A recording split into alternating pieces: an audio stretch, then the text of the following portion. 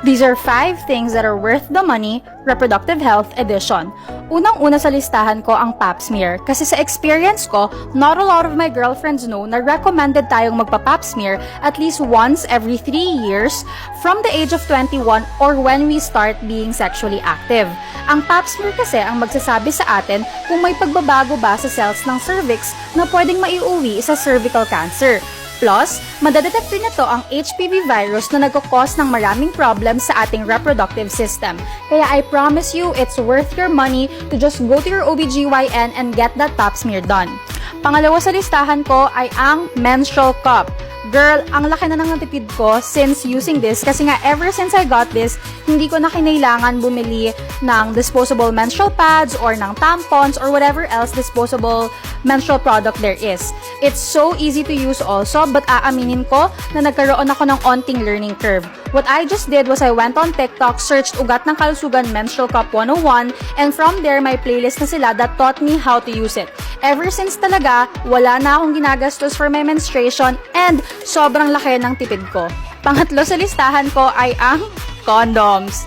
Girl, in this economy, hindi ko na kayang maniwala sa pull-out game strong na yan. At lalo nang wala akong pera kung mahahawaan man ako ng STIs. And alam nyo ba na ang condoms lang ang form of sexual protection na nag-o-offer ng 2-in-1 protection laban sa STIs and unplanned pregnancies. Super worth the money, 2 birds with 1 stone, worth it ang condoms. Pang-apat sa listahan ko ang contraceptive pills. Like I said a while ago, in this economy, hindi ko talaga afford ang pregnancy.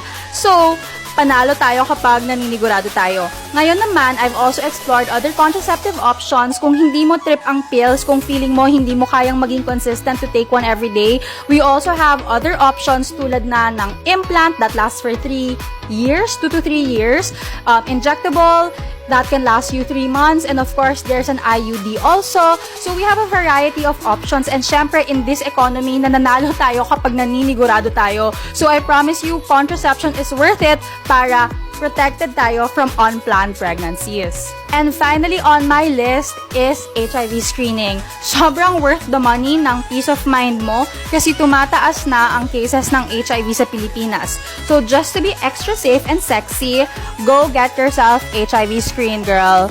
So, that's my list of 5 things that are worth your money, reproductive health edition. Huy, ba't ka naman nakiki 5 things that are worth your money dyan? Oo naman, worth the money talaga lahat ng yan.